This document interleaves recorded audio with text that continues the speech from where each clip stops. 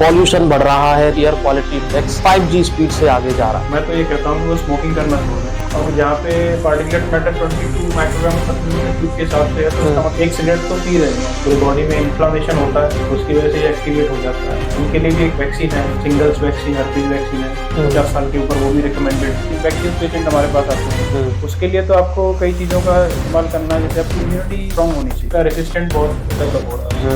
तो आने वाले टाइम में मुझे लगता है कि जो सादा दवाइयाँ हैं उसमें काम करना नहीं करेंगे। लगातार बलगम आ रहा है जो कि आपका 3 महीने से ज़्यादा आ रहा है, हर साल आ रहा है, और ऐसा 2 साल से ज़्यादा आ रहा है, तो इसको क्रोनिक ब्रोंकाइटिस कहते हैं। कई बार सांस की नलियों में आपके जो है छोटे छोटे गड्ढे बन जाते हैं, सांस की नलियाँ चौड़ जाती हैं।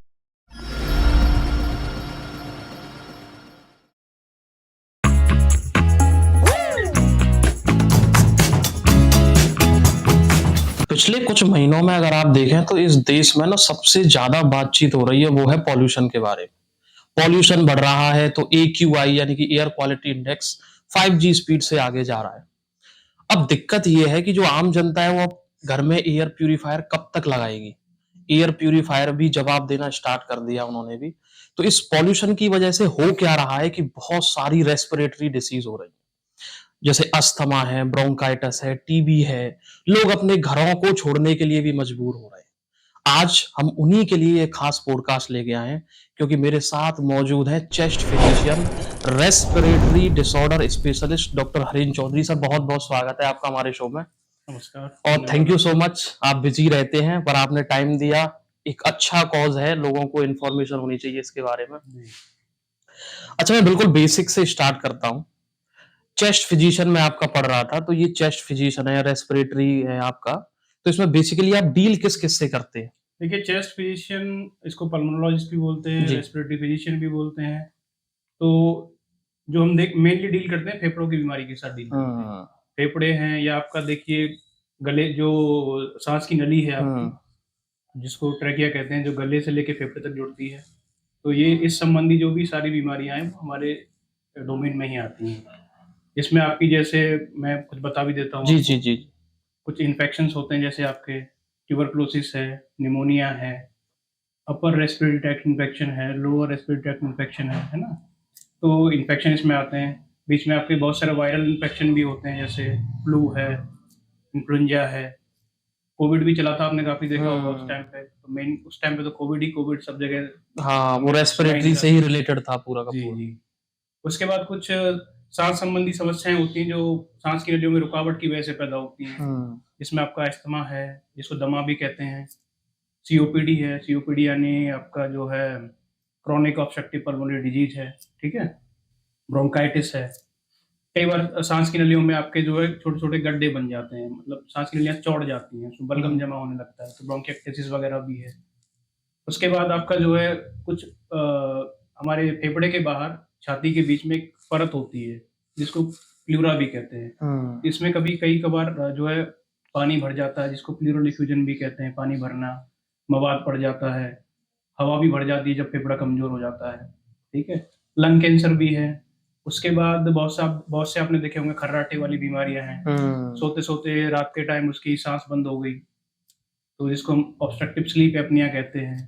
तो ये बीमारियां हैं। उसके बाद रेस्पिरेटरी एलर्जी है आपकी, जो है रेस्पिरेटरी एलर्जी में आपने देखा होगा, अस्थमा भी एक टाइप की हम्म। रेस्पिरेटरी एलर्जी ही है। एलर्जी मतलब कई तरह की हो सकती है आपकी। अगर नाक में हो रही है आपके, राइनाइटिस है, छींके आना, मतलब जिसको कहते हैं छींके आना, नाक से पानी आना। उसके बाद स्किन एलर्जी हो सकती है आपकी। वैसे लंग्स में एलर्जी है, लंग्स की एलर्जी को ही अस्थमा बोला जाता है। उसके बाद आपका क्रिटिकल केयर का पार्ट आता है चेस्ट फिजिशियन के लिए, जो भी आपके सीरियस पेशेंट हैं, सांस संबंधी जो जिनको समस्या होती है, वेंटिलेटर की है, उसकी सुविधा है, आईसीयू के लिए जो पेशेंट एडमिट होते हैं, तो वो सब इसी हम ही डील करते हैं उस चीज़ के लिए। कुछ इंटरवेंशंस होते हैं, हम्म। जैसे आपका जो है दूरबीन से जांचें होती हैं, दूरबीन से फेफड़े की जांच है, जिसको हम ब्रोंकोस्कोपी कहते हैं। कई बार जो, जैसे मैंने बताया ना आपको, पानी भर जाता है फेफड़े की परत के बाद, तो उससे भी कई बार दूरबीन से जांच होती है, जिसको थोरैकोस्कोपी कहते हैं, ठीक है। फेफड़े से पानी निकालना, फेफड़े में कई बार नली डालनी होती है, आईसीडी डालनी होती है, ड्रेन डालना होता है, तो ये कुछ प्रोसीजर उसमें आते हैं। अच्छा, बहुत सारी डिसीज बताई आपने, तो एक एक करके मैं सबकी तरफ चलता हूँ। जी। सबसे पहले अस्थमा से स्टार्ट करते हैं, क्योंकि मेरा खैर एक्सपीरियंस उतना नहीं है, मैं आपके फील्ड से नहीं हूँ, हुँ, पर मैंने बहुत सारे पेशेंट्स को अस्थमा से देखा है। जी। तो मुझे एक्चुअल में ये जानना है कि अस्थमा क्या है, कैसे होता है और उसका इलाज क्या है, और क्या वो पूरी तरीके से क्यूरेबल है या नहीं? जी। अस्थमा जिसको दमा भी कहते हैं आम जी। भाषा में, इसमें मेनली होता क्या है कि ये जैसे मैंने बताया कि रेस्पिरेटरी एलर्जी है। हुँ, तो ज़्यादातर ये बच्चों में, एडल्ट्स में ज़्यादा कॉमन है ये। बहुत से देखा होगा बच्चे पैदा हुए 4-5 साल के बाद ही उनकी शुरुआत हो जाती है कि बार-बार उसको जो है जुकाम हो रहा है, निमोनिया जैसी दिक्कत हो रही है। तो वो जो सारे सिम्पटम्स हैं, गले से सीटी बजना, तो मेनली मैं आपको लक्षण बताता हूँ। जी। लक्षण में उसके वही है, खाँसी आना, खाँसी के बाद जो है साँस की नलियों में जो है आवाज़ आना जिसको देखा होगा सीटी जैसी आवाज़ आ हुँ, रही हुँ, है। हुँ। छाती में जो है खिंचाव होना, टाइटनेस जिसको बोलते हैं, साँस फूलना, तो ये सब इसके लक्षण हैं। तो इसमें दूसरी चीज़ क्या है कि होता क्या है कि जो साँस की नलियों में सूजन आ जाती है। हुँ, हुँ। सूजन आ जाती है, उसकी वजह से जो है साँस की नलियों में रुकावट आ जाती है, रुकावट आने की वजह से बलगम वगैरह उसमें जमा होने लगता है, जिसकी वजह से साँस लेने में तकलीफ होने लगती है। और इसमें होता क्या है कि अस्थमा एक तरीके से देखा जाए तो हो सकता है आपका जो भी पेशेंट है 2 महीने सही है, हुँ, उसके बाद 4 महीने भी सही रह सकता है, हो सकता है महीने 2 महीने परेशान रहे वो, दिक्कत उसको हो। जैसे सीज़नल होता है कई बार, सीज़न में किसी सीज़न में हो रहा है आपके, तो इसमें रिवर्सिबल भी हो जाता है। जैसे जो भी बीमारी हो सकता है आपके लंग फंक्शन जो हैं, जिस टाइम आप जो है दिक्कत नहीं है तो आप बिल्कुल नॉर्मल हो, जैसे बाकी नॉर्मल है, अस्थमैटिक भी नॉर्मल है, ठीक है? तो इसके कई फैक्टर होते हैं, जेनेटिक फैक्टर है जैसे। जेनेटिक्स में जैसे हम मान के चलिए किसी के फैमिली में सिंगल पेरेंट्स को ये दिक्कत है, मतलब मदर या फादर किसी एक को है, तो चांस है कि उसको कोई ना कोई एलर्जी वो डेवलप करेगा। मतलब उसका 40% चांस है। हुँ, अगर दोनों पेरेंट्स हैं तो हो सकता है 70 से 80% चांस है कि वो कोई ना कोई एलर्जी, जैसे मैंने बताया आपको, कोई भी एलर्जी हो सकती है। हुँ, रेस्पिरेटरी में हो सकती है, स्किन में हो सकती है, आपकी एलर्जिक राइनाइटिस वगैरह हो सकता है, कोई भी एलर्जी वो डेवलप करेगा। दूसरी चीज़ ये है कि इसके अलावा जेनेटिक्स के अलावा बहुत सारे फैक्टर्स हैं, जैसे कि आपका पॉल्यूशन भी है, एक फैक्टर है, ठीक है? उसके बाद जो है बहुत सारे एलर्जेंस होते हैं। एलर्जेंस जो होते हैं जैसे आपने देखा हो डस्ट माइट होता है। हुँ, डस्ट माइट मेनली ये बारीक कीड़े होते हैं, माइक्रोस्कोपिक होते हैं कीड़े, तो इनका जो फीकल मैटर होता है, उसकी एलर्जी होती है। ज़्यादातर ये आपको मिलेंगे जैसे आपका मैट्रेस है, गद्दा है, हुँ, ठीक है ना? गद्दा है या जैसे पर्दे हैं आपके, मोटे पर्दे होते हैं, ज़्यादातर उनमें धूल जमा हो जाती है, या आपकी कालीन है, उसपे जमा रहते हैं ये, तो उसकी एलर्जी होती है। ये आपकी एलर्जी जो है, ये 12 महीने रहती है। कभी-कभार फ्लेयर अप हो सकता है टाइम के हिसाब से, जैसे जिस टाइम ह्यूमिड कंडीशन ज़्यादा होती है, जैसे बारिश के टाइम पे ह्यूमिडिटी ज़्यादा होती है, उस टाइम इसकी इसका ग्रोथ अच्छा होता है, तो ये उस टाइम बढ़ भी जाते हैं। तो डस्ट डस्ट माइट की एलर्जी सबसे कॉमन एलर्जी है। हुँ, आप मान के चलिए 80% के आसपास, 80-90% के आसपास डस्ट माइट एलर्जी सबसे कॉमन है। उसके बाद आपके पॉलेन्स हैं, पॉलेन्स यानी पराग जिसको आपको कहते हैं ना, पेड़-पौधे के जो पेड़-पौधों का जो हुँ, सीज़न होता है, पॉलिनेशन सीज़न होता है, उस सीज़न में जो निकलता है ना ये उनके पॉलिनेशन का सीज़न होता है, जो फ्लावर्स के जो निकलता है पॉलेन्स, तो उसकी एलर्जी होती है, ये सीज़नल होती है। शायद एक हे फीवर करके कुछ है, वो इसी से रिलेटेड है? हाँ, हाँ। तो ये जो है सीज़नल होती है। उसके बाद आपने देखा होगा बहुत से लोग जानवर रखते हैं घर पे, कुत्ता हुँ, है, बिल्ली है, तो उसके जो डेंडर होता है ना, जो उसके बाल और उसकी जो खाल है, उससे जो निकलता है उसकी एलर्जी होती है। अब एक तरीके से आप देखो जो जो कैट की एलर्जी होती है ना, इसमें एडवाइजेबल है कि भाई आपको अगर एलर्जी है तो पेट को मत रखिए आप। हुँ, तो कई बार ऐसा होता है कि बिल्ली की जो एलर्जी है, वो 6-6 महीने तक भी उसका जो भी उसका एलर्जन रहता है, वो हुँ, आपके घर में रहता है। हुँ। अगर आपने आज उसको घर से मान के चलिए निकाल दिया तो उसको, आज की डेट में निकाल दिए तब भी 6 महीने 6 तक महीने खतरा। तक आपको एलर्जी उसकी रहेगी। हुँ, उसका एलर्जन जाने में आपको घर से 6 महीने लग जाएगा। तो इस तरह से ये होता है। उसका कॉकरोच की एलर्जी होती है। तो कॉकरोच की एलर्जी जो है, कॉकरोच जो तो आपको देखा ही हर घर में होते हैं। हाँ, वो तो कई कॉमन बार है। आपको वो दिखते हैं, कई हाँ, बार नहीं दिखते हैं। वो रात को सुनाई ज़्यादा देते हैं। रात को आते हैं। बहुत से पेशेंट से आप पूछेंगे ना कि जैसे हम यहाँ एलर्जी टेस्टिंग भी करते हैं। हुँ, पूछते हैं उनको कि भई आपको एलर्जी कॉकरोच से आ रही है, तो कई बार वो बोलता है कि मेरे यहाँ तो कॉकरोच है ही नहीं। मेनली वो क्या है, रात के टाइम आते हैं, उसके हम्म। बाद वो अपना चले जाते हैं। तो ये है। अच्छा, एलर्जी एक वर्ड आपने कई बार इस्तेमाल किया। हम्म। जैसे मुझे आपके फील्ड के बारे में कोई जानकारी नहीं है, हमारे जो व्यूअर्स देख रहे हैं उन्हें भी नहीं है। जी जी। आप मुझे बेसिक समझाइए कि एलर्जी क्या है? नॉर्मली होता क्या है कि एक हमारी बॉडी में ये सब चीजें हमारे लिए नॉर्मल हैं। अब जैसे मुझे उस चीज से कोई दिक्कत नहीं हो रही है, मुझे हम्म। उस चीज से एलर्जी नहीं है, लेकिन जो दूसरा आदमी है वो उस चीज के लिए रिएक्ट करेगा। तो उस चीज के लिए हाइपर रिएक्टिविटी है, बॉडी उस हम्म। चीज के लिए रेस्पॉन्स बहुत ज्यादा दे रही है। समझ रहे हैं ना? मतलब वो चीज कोई भी हो सकती है, किसी को भी, किसी से भी। किसी भी चीज की एलर्जी उसको हो सकती है। जैसे परफ्यूम वगैरह से छींके आती हैं, तो क्या वो भी एक एलर्जी है? वो इरिटेशन होती है उस चीज के जी। लिए, मतलब उसका जो इम्यून सिस्टम है वो ज्यादा रिएक्ट कर रहा है उस चीज के लिए। अब जैसे इसीलिए वो बोला जाता है ना कि बच्चों में एलर्जी ज्यादा इस टाइम पाई जा रही है। तो उसका एक कारण यही है कि पहले जो अर्ली लाइफ में जो है, हम्म। अगर उन चीजों के लिए आप बच्चे को एक्सपोज नहीं करेंगे तो उसकी बॉडी में उस चीज के लिए टॉलरेंस डेवलप नहीं होगी। हम्म। ठीक है ना?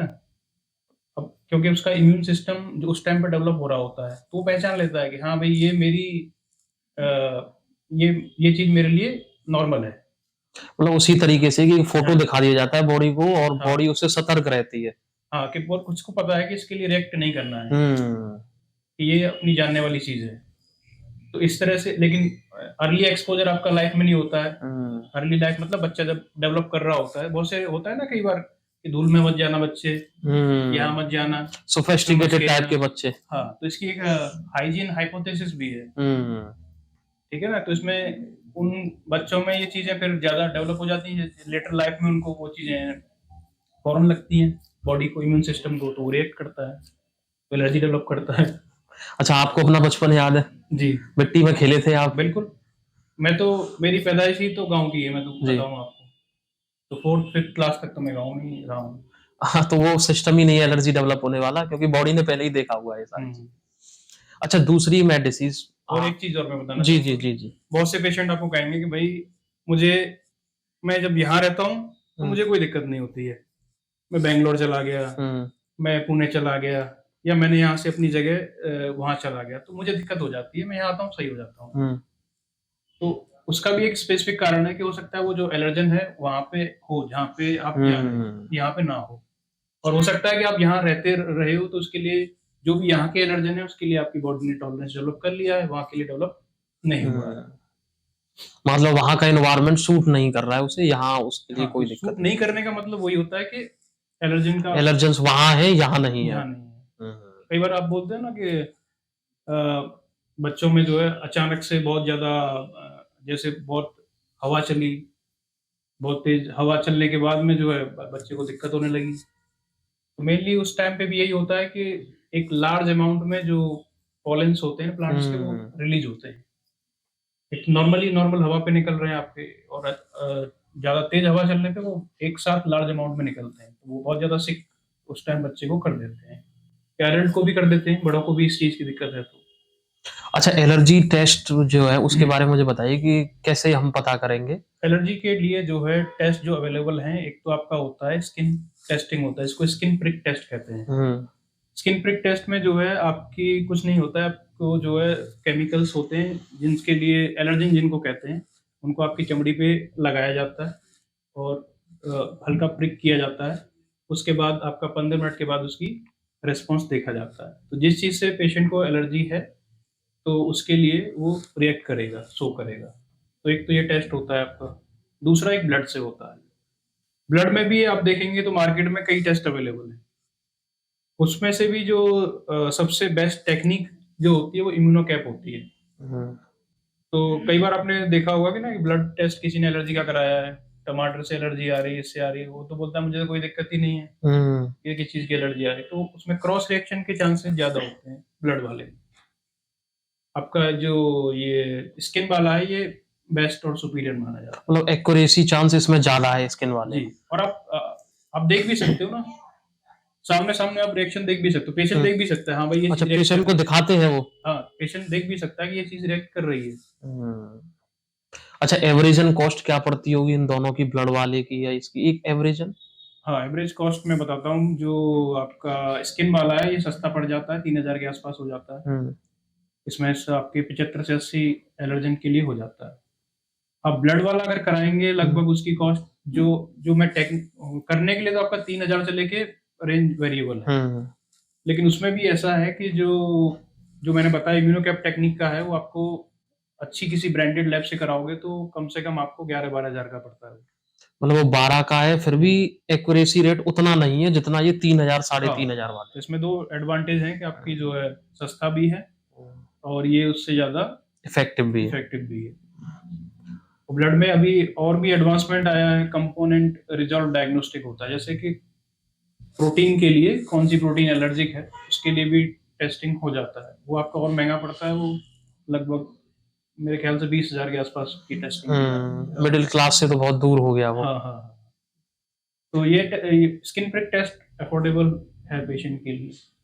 अच्छा, अस्थमा में होम रेमेडी से काम चल सकता है या आपके पास आना ही पड़ेगा? देखिए अगर बहुत ज्यादा सीवियर कंडीशन है तो मेरे पास ही आना पड़ेगा आपको। होम रेमेडी जो है आपकी एड ऑन ट्रीटमेंट हो सकता है, मतलब मेन ट्रीटमेंट के साथ आप उसको कर सकते हो। ऐसा नहीं है कि सिर्फ आप होल एंड सोल उसी पे डिपेंड नहीं कर सकते, लेकिन एडजुवेंट ट्रीटमेंट है उसके साथ आप ले सकते हो। अच्छा, मैंने कई बार लोगों से सुना भी है कि वो होम्योपैथी या एलोपैथी से करा रहे होते हैं। जी तो जैसे एलोपैथी तो आपका हो गया, जी जी। होम्योपैथी जो मतलब उसमें मतलब चांसेस किसमें जल्दी सही होने के चांसेस किसमें है? देखिए अब ये तो मैं क्योंकि उस पैथी की मुझे ज्यादा जानकारी नहीं है तो मैं उसमें अच्छा, नहीं जाएंगे आप? बता नहीं पाऊंगा, हाँ। ठीक है ना। लेकिन इसमें जो मेडिसिन का जो इफेक्ट है वो तो आपको तुरंत ही मिलेगा, है ना। क्योंकि अभी जो भी इनहेलर आ रहे हैं, जो भी एडवांस मेडिकेशन उसमें है, तो उससे जो आपका ट्रीटमेंट में जो रेस्पॉन्स चाहिए आपको इनहेलर से इमीडिएट रेस्पॉन्स मिलता है आपको। अच्छा, ये इनहेलर में क्या होता है, मतलब इस क्यों इस तरीके से? और ये जो इनहेलर है वो एक बार अगर पर्सन ने लेना शुरू किया तो क्या वो लॉन्ग लाइफ करना ही पड़ेगा उसे? देखिए ऐसा है, पहली चीज तो इनहेलर जो है बहुत से लोगों का ये मिथ है कि ये सेफ नहीं है। पहली बात ये सेफ है, पहली चीज है कि इसमें ऐसा कुछ नहीं है कि ये सेफ नहीं है। दूसरा इसमें जो मेडिसिन का अमाउंट आप देखेंगे ना, माइक्रोग्राम्स में दवाई रहती है। कभी भी आप पढ़ के देखना, टैबलेट लोगे वो मिलीग्राम्स में रहती है। उसकी जो डोज है बहुत ज्यादा है टैबलेट की। इनहेलर के अंदर जो मेडिकेशन है वो माइक्रोग्राम्स में, मतलब उसका भी जो है 1000 गुना कम ही है दवाई उसमें। दूसरी चीज ये है, मेडिसिन का अमाउंट हो गया। डायरेक्टली आपके जो जहां आपको जरूरत है, आपको जरूरत कहाँ है, दिक्कत कहाँ हो रही है, लंग्स में। और मेडिसिन डायरेक्टली आपके लंग्स में डिलीवर होगी। डायरेक्ट डिलीवर होगी तो उससे जो बॉडी में उसके जाने के चांसेस ना के बराबर है ना। ब्लड में जाएगा नहीं, अदर ऑर्गन्स में जाएगा नहीं। टैबलेट खाओगे पहले पेट में जाएगा, फिर लीवर में जाएगा, फिर पूरी बॉडी में जाएगा, तो सब जगह सर्कुलेट होगा। वो करेगा कि नहीं करेगा? बिल्कुल, वो साइड इफेक्ट करेगा, दूसरी चीज, ठीक है ना। तो इसमें उस साइड इफेक्ट ना के बराबर है और इफेक्टिव है, फास्टर एक्शन है। टैबलेट लोगे तो हो सकता है आपका 2-4 घंटे का टाइम ले जाए। इसका आपका रिलीफ भी फास्ट है, इमीडिएट है। अच्छा, एक वर्ड होता है स्टेरॉइड। एक और चीज मैं बता जी जी जी आप 50 साल भी ले लो इसको जी, तो कोई दिक्कत नहीं होगी।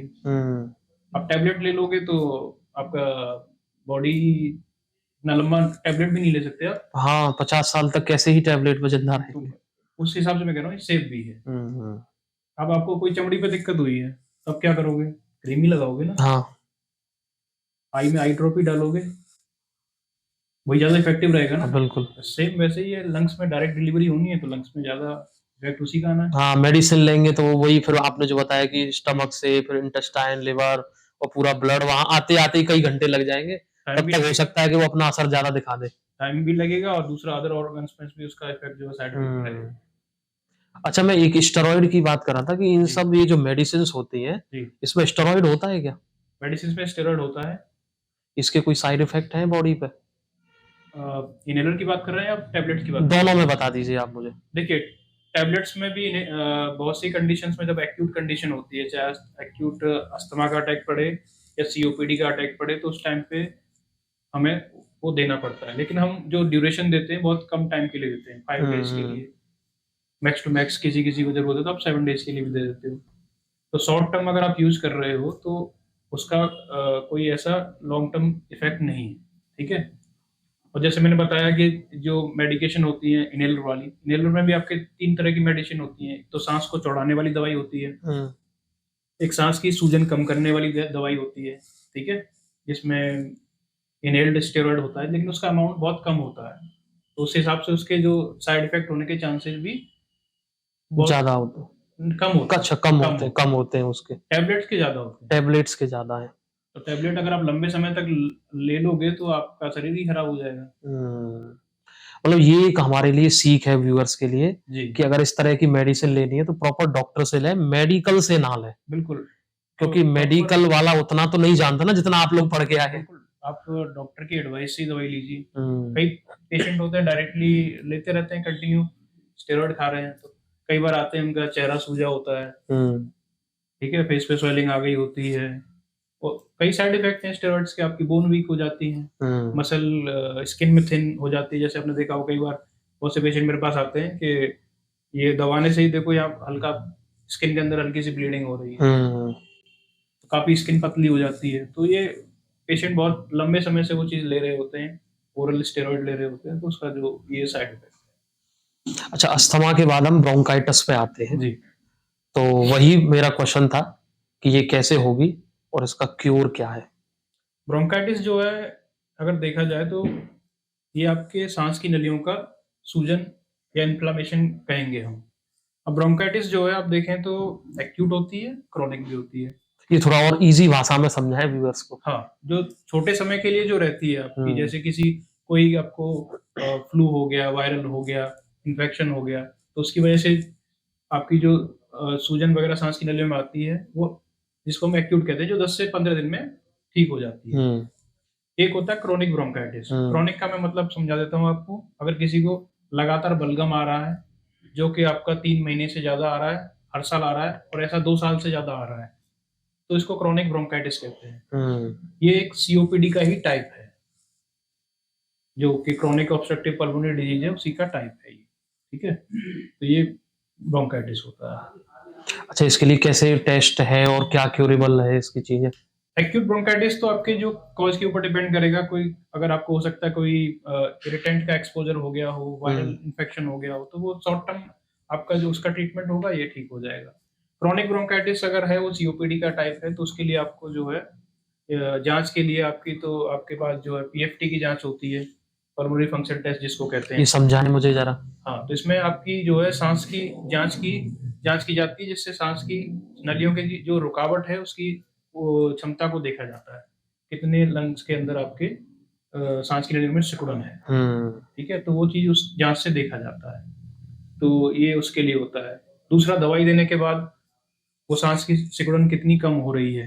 जैसे अस्थमा के पेशेंट में दवाई देने के बाद वो चीज रिवर्स होकर नॉर्मल की तरफ चली जाती है, रिवर्स हो जाती है। सीओपीडी के पेशेंट में ये चीज रिवर्स नहीं होती है।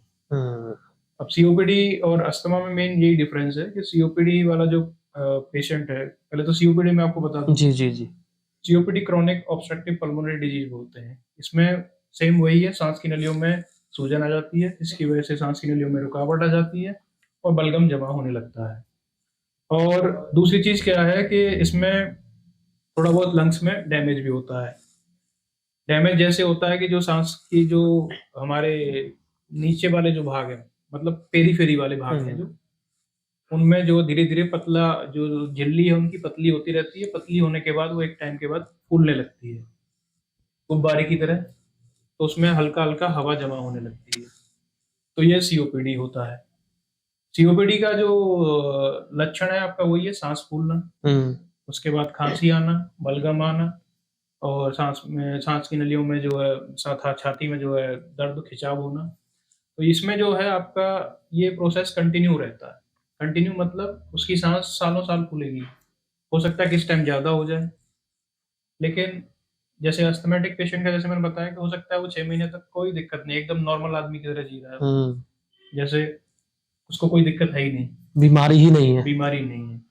लेकिन जब कोई इसको ट्रिगर मिलेगा अस्थमेटिक का, चाहे वो सीजनल मतलब मौसम बदलेगा या कोई एलर्जन का एक्सपोजर होगा उसको, तो उस टाइम उसकी दिक्कत बढ़ जाएगी। सीओपीडी पेशेंट्स में ऐसा नहीं है, उनकी दिक्कत आपकी लगातार रहेगी। हो सकता है किसी किसी टाइम वो और बढ़ जाए, लेकिन वो बिल्कुल जीरो पे नहीं आएगी। ये तो लंग्स की जो क्षमता है, फंक्शन है उनका, रिवर्स नहीं होता है, एक कंटिन्यू प्रोसेस है वो। उसके बाद उन पेशेंट में आपको बाकी बॉडी में भी लक्षण देखने को मिलते हैं। मसल्स, उनकी जो मांसपेशियां हैं वो कमजोर हो जाती हैं। उसके बाद जो है उनकी हड्डियां भी थोड़ी कमजोर हो जाती हैं। लंबे समय पर रहने से उनके दिल पे भी थोड़ा बहुत असर उसका पड़ता है। तो ये सीओपीडी होता है। तो कई सारी बीमारियां एक साथ आ सकती हैं अगर इनका इलाज ना हाँ, एक कराए। सिंड्रोम की तरह कह लो सीओपीडी को, ग्रुप ऑफ डिसीज हो जाएगा, सिंड्रोम बन जाता है। अच्छा नेक्स्ट में, अच्छा आप कुछ कह रहे थे? नहीं, वो ये कई बार पेशेंट को जो है लंबे समय सीओपीडी वालों को कई बार लंबे समय तक थोड़ा डिप्रेशन के भी शिकार हो जाते हैं कई पेशेंट। ठीक है, क्योंकि एक तो बीमारी की वजह से, दूसरा उनको जो है कई फैक्टर चलना, बाहर निकल नहीं पाते हैं कई बार, जो सीवियर सीओपीडी के पेशेंट्स घर में ही है, आइसोलेटेड रहते हैं कई बार, तो उस वजह से भी दिक्कत उनको हो जाती है। तो मतलब आपके साथ साथ उन्हें फिर एक और डॉक्टर से मिलना पड़ेगा। जी बिल्कुल, उनको साइकियाट्रिस्ट का ओपिनियन भी चाहिए रहता है। अच्छा बचपन में टीवी देखते होंगे आप, जैसा आप बता रहे थे गांव से पढ़े हुए, तो उस टाइम पे एक अमिताभ बच्चन का ऐड आता था टीबी को लेके, ट्यूबरक्लोसिस को लेके, और एक वो डॉट का प्रचार करते थे, डॉट शायद वो मेडिसिन का नाम है। तो अभी जितना मैं पढ़ रहा था इस पॉडकास्ट के लिए, तो अभी तो इंडिया में बड़ा रेट कम हो गया है जी। तो फिर भी मुझे विस्तार से जानना है कि टीबी कैसे होती है, ये डॉट क्या है और बॉडी पे से क्या इफेक्ट होता है, और वो वाली बात कि एक से दूसरे में बड़ी तेजी से फैलती है, वो भी आप मुझे समझाएं कि ऐसा होता है या नहीं। होता क्या है, देखिए टीबी आपकी एक तो लंग्स की टीबी होती है, जो फेफड़े की टीबी है आपकी, जो मेन रहती है। 80% के आसपास मान लीजिए आप, 80 से 85% फेफड़े की टीबी है। उसके बाद एक्स्ट्रा पल्मोनरी जिसको बोलते हैं, जो कि आपकी बाकी हिस्से की टीबी हो सकती है, जैसे कि आपकी गांठों की टीबी हो गई, ठीक है। उसके अलावा जो है आपका पेट की टीबी हो गई, दिमाग की टीबी हो गई, हड्डियों की टीबी हो गई। कहने के लिए ये कहा जाता है कि नाखून और बाल को छोड़ के अच्छा शरीर के किसी भी हिस्से में टीबी हो सकती है। अच्छा भाई, यहाँ क्यों नहीं हो सकती है? यहाँ क्यों नहीं हो सकती है नाखून और बाल पर?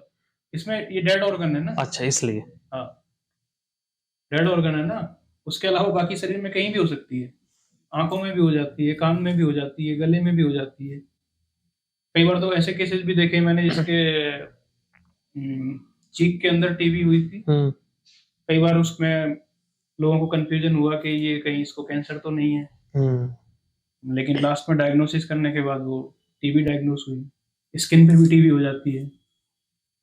ये आपने नई इन्फॉर्मेशन दी है, मैं तो लंग्स का ही समझता था अब तक। नहीं, शरीर के किसी भी हिस्से में टीबी हो सकती है, गांठों की भी टीबी रहती है, जैसे मैंने बताया।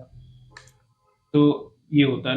बाकी फेफड़े की टीबी के लक्षण आपके ये हैं कि पेशेंट को 2 हफ्ते से ज्यादा खांसी होना, बलगम आना, बुखार आना। शुरुआत में जो बुखार आता है वो शाम के टाइम ही आता है, उसके बाद हो सकता है कि किसी भी टाइम आ सकता है वो। उसके बाद जो खांसी में खून आना, वजन कम होना, भूख कम लगना, तो ये सारे लक्षण हैं टीबी के। जांच के लिए हमारे पास जो है अभी काफ़ी सुविधाएं हैं, एडवांस डायग्नोस्टिक फैसिलिटीज अवेलेबल हैं। जैसे कि आप बेसिक से शुरू करेंगे तो आपका सबसे पहले एक्सरे है, जरूरत पड़े तो आप सीटी स्कैन भी हमें कराना पड़ता है। बलगम की जांचें हैं, जिससे हमें पता लगता है कि जो इसका टीबी का बैक्टीरिया है वो आइडेंटिफाई होता है, पता लगता है। दूसरी बलगम की और भी जांचें हैं, जैसे सीबी नेट हो गया, जिससे हमें पता लगता है कि दवाइयाँ उस पर काम कर रही हैं कि नहीं कर रही। कई बार क्या होता है ना कि दवाइयाँ भी काम करना कम हो जाती करती नहीं है, मतलब जिसको हम MDR टीबी कहते हैं, ड्रग रेसिस्टेंट टीबी कहते हैं। तो ऐसे केसेस भी बढ़ रहे हैं। उसके बढ़ने के भी कारण है कि पेशेंट जो है, बहुत से पेशेंट जो है दवाइयाँ टाइम से पहले ही छोड़ देते हैं। जैसे उनको आराम मिल गया 15 दिन, महीने, 2 महीने, अब तो ठीक है, अब तो सही है, डॉक्टर मुझे फालतू में दवाई खिला रहा है, फालतू में फीस और देनी पड़ रही है, 6 महीने ऐसे ही बोल रहा है मुझे क्या ही दवाई खानी है, बंद कर दी अपनी मर्जी से। उसके बाद बीमारी फिर, क्योंकि वो खत्म तो नहीं हुई है, 3-4 महीने बाद, 6 महीने बाद बंद करने का फिर उसकी बॉडी में एक्टिवेट होगी, फिर आएगा। वैसे अगर आप बार बार उसको दवाई को छोड़ेंगे तो दवाई जो सादा टीबी में काम करती है, वो हम्म। काम करना बंद कर देती है। तो ये होता है, कई बार आप प्रॉपर डोज में नहीं ले रहे होते, डॉक्टर ने लिखा है भाई तुम्हें 3 गोली खानी है, नहीं पेशेंट लेगा नहीं, 2 गोली खाऊंगा, 2 सुबह शाम खाऊंगा मैं तो। बस 2 ही खाऊंगा मैं। तो ये चीजें भी ड्रग रेसिस्टेंस को बढ़ाती हैं। तो ये था इसमें। और अच्छा, वो जो डॉट वाला मैंने क्वेश्चन पूछा डॉट्स था, वाला ये directly observe treatment short course. वो जैसे कि होता क्या है कि पेशेंट, शुरुआत में क्या होता था कि पेशेंट दवाइयाँ आपने जैसे उसको दे दी, अब वो खाएगा कि नहीं खाएगा, आप कैसे इसको मॉनिटर करोगे? नहीं कर सकते ना। तो पेशेंट तो इसमें ये फैसिलिटी प्रोवाइड की गई थी डॉट्स प्रोवाइडर करके, कि जो दवाई है टीबी की, इसका 2 फेज होता है टीबी का। एक तो इंटेंसिव फेज जिसको कहते हैं, जो शुरुआत के 2 महीने के आसपास होता है, और दूसरा कंटिन्यूएशन फेज जो होता है, जो 2 महीने के बाद का फेज होता है, बचा कुछ 4 महीने का जो फेज है। तो शुरुआत के फेज में उनका यही था कि दवाई पेशेंट को जो है, डॉट्स प्रोवाइडर जैसे हम मान के चलिए अब किसी लोकल एरिया में यहाँ पे है, तो वहाँ की जो भी लोकल जो गवर्नमेंट का जो प्रोवाइडर होगा डॉट्स का, हेल्थ वर्कर एक तरीके हेल्थ से। वर्कर जिसको आप कहेंगे, उसको दवाई के लिए बता दिया जाएगा, तो वो उसी के पास जाएगा, उसके सामने खाएगा। अच्छा, ये है। ये था, तो बोला डायरेक्टली ऑब्जर्व, तो उसके सामने खाएगा। तो इसका मतलब ये हुआ कि पेशेंट ने दवाई खा ली है, कॉम्प्लायंस उसका अच्छा है। नहीं तो हमें नहीं पता ना पेशेंट ने दवाई खाई कि घर में फेंक दी कि किसी में क्या किया उसने, हम नहीं, खानी किसी टाइम थी, खा किसी और टाइम रहा, ये भी हाँ, चेंजेस वो होगा। कई बार नहीं भी खाते हैं। तो ये मॉनिटरिंग के लिए किया गया था, डायरेक्टली ऑब्जर्व ट्रीटमेंट शॉर्ट। अच्छा, टीबी से मैं निमोनिया की तरफ आता हूँ। जी छोटे बच्चों में मैंने बड़ा सुना है कि निमोनिया हो जाता है जन्म के बाद ही उन्हें। जी जी। तो वही निमोनिया जो है, ये कैसे होता है, इसके लक्षण क्या हैं, और छोटे बच्चों में ये होता क्यों है इतनी जल्दी? निमोनिया देखो, निमोनिया का मतलब है कि आपके लंग्स के अंदर में जो लंग पैरेन्काइमा जिसे कहते हैं, उसमें इन्फेक्शन है। अब इसके जो है कई रिस्क फैक्टर हो सकते हैं, आपके बच्चों में ही नहीं, जिसकी इम्यूनिटी कम होती है। अगर आप एज के हिसाब से, उम्र के हिसाब से सोचेंगे तो आप 2 साल से कम के बच्चों में ज्यादा होता है, ठीक है। एज के हिसाब से 65 साल 60-65 साल के बुजुर्गों में ज्यादा होता है। दूसरा, जिसकी क्षमता, शरीर की जो बीमारियों से लड़ने की क्षमता कम हो जाती है, इम्यूनिटी जिनकी कम होती जिनकी वीक हो जाती है, जैसे कि बहुत से पेशेंट डायबिटिक पेशेंट भी हैं, है। तो उनमें अगर डायबिटीज कंट्रोल नहीं है तो उनमें भी इन्फेक्शन के चांस बढ़ते हैं।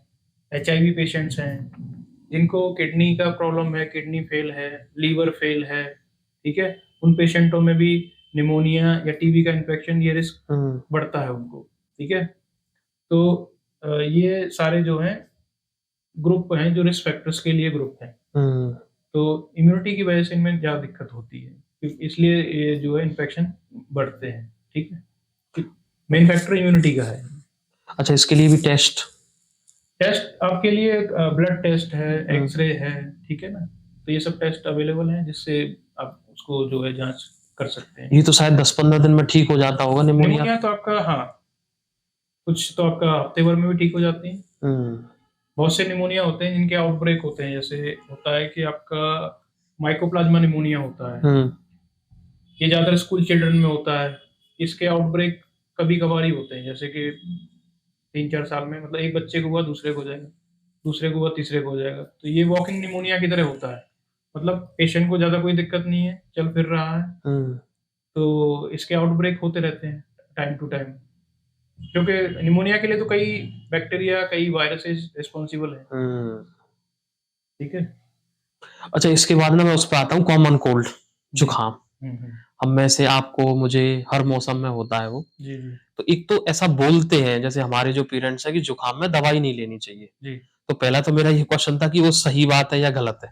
देखिए, ऐसा है कि पहली चीज मैं बता दूं, जो नॉर्मली हमें जो होता है, ये वायरल इन्फेक्शन होता है, इसमें आपकी कोई एंटीबायोटिक काम नहीं करती है, पहली चीज। तो आपको एंटीबायोटिक वगैरह लेने की कोई इसमें आवश्यकता नहीं है, ठीक है।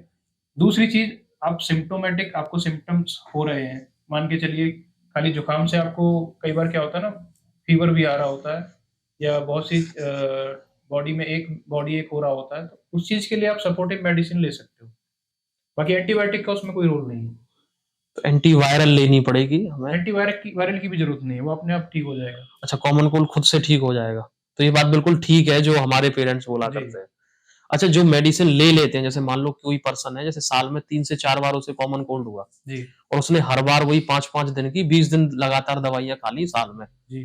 तो वो अगर इसी तरीके से चलेगा तो बॉडी में साइड इफेक्ट आएँगे। बॉडी में साइड इफेक्ट तो होगा ही, दूसरा एंटीबायोटिक रेसिस्टेंट हो जाएगा, हुँ, दवाइयाँ वो हुँ, काम करना बंद हो जाएंगी। अब मैं आजकल तो यही देख रहा हूँ, मेरे पास पेशेंट आते हैं, इनको इन्फेक्शन होता है, उसके बाद देखता हूँ मैं कि ये नॉर्मल एंटीबायोटिक से वो इन्फेक्शन कम ही नहीं होता है, हुँ, क्योंकि वो काम ही नहीं कर रही होती हैं। पेशेंट उससे पहले ही जो है कई जगह कई बार अपनी मर्जी से ओवर द काउंटर मेडिकल से ले लिया हुँ। है ना?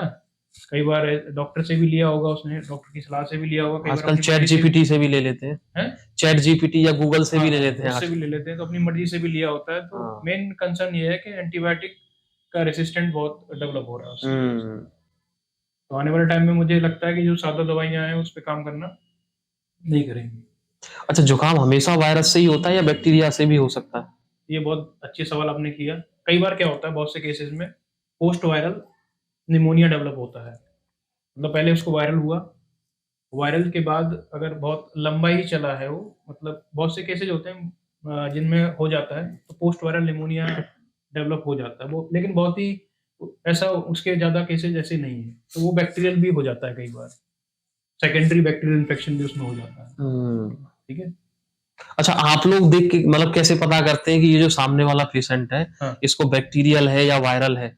नहीं मतलब देखिए, बिना टेस्ट के आप सिम्पटम से पता कर सकते हैं? नहीं देखिए, कई चीज़ों का पता लग जाता है ना कि अगर उसको बैक्टीरियल वायरल के बाद बैक्टीरियल इन्फेक्शन होना शुरू हो गया है ना, हुँ, बैक्टीरियल इन्फेक्शन उसको है। कई बार फीवर का हाई ग्रेड आना होगा, चिल्स भी आएँगे, है ना?